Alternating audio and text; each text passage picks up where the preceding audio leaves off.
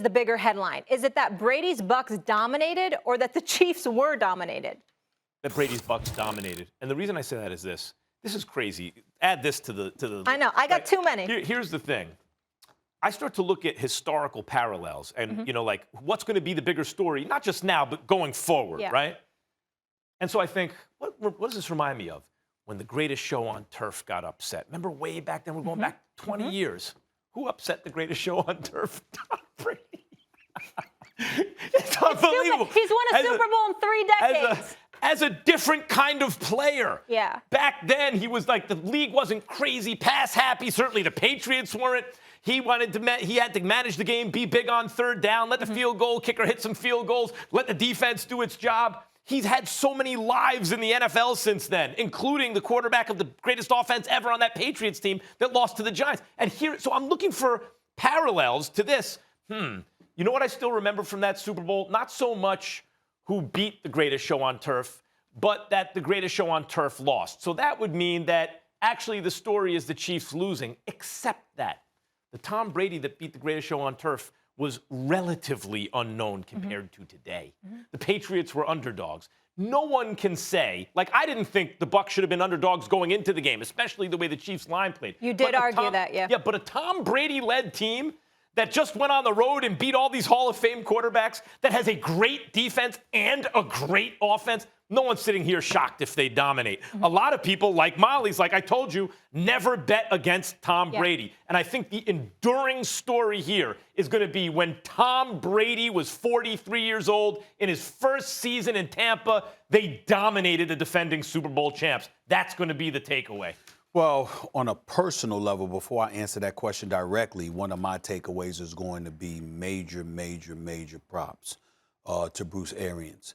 His assistant defensive line coach is a female. His strength and conditioning coach is a female. 2 women on the coaching staff for Bruce Arians. They will get Super Bowl rings.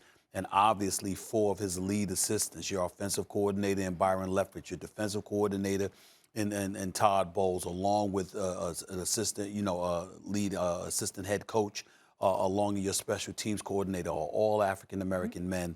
And so when we think about what the Rooney Rule was supposed to represent, Bruce Arians has taken that and he's taken it to another level. And that man has my utmost respect and appreciation and gratitude for what he has done and what he has done for minorities in the sport of the National Football League when no one else has come close to doing that. So he deserves a lot of credit. But I would tell you, the thing that I walk away from is that the Chiefs were dominated. I understand that you give the Bucs credit where it's due, and they deserve all the credit in the world, and we'll spend weeks apologizing for doubting them. I know I will, starting with Leonard Fournette tomorrow, because I certainly doubted them. I thought they would score over 30, but I didn't think they would hold Patrick Mahomes and the Chiefs to under double-digit points and no touchdowns. The defense was phenomenal yesterday. The defense was phenomenal. Devin White, Shaq Barrett, and the rest of the crew. Antonio Winfield Jr. with the deuces or with the peace sign to Tyreek Hill. JPP knocking balls down. The whole bit. I mean, they deserve all, and Ndamukong Suh, they deserve all the credit in the world. So it's special to see. But I look at the Kansas City Chiefs. Patrick Mahomes was supposed to be the GOAT. We ain't saying that now. Tyreek Hill, is elite as a receiver. How the hell are you going to stop him? Well, they did it yesterday. Travis Kelce, a future Hall of Fame tight end, even though he had 10 receptions for 133 yards. The bottom line is they were as meaningless as it comes when you consider the level of dominance that the Tampa Bay Buccaneers defense really put at their disposal. Eric Bieniemy, for example, will he get a job ever now?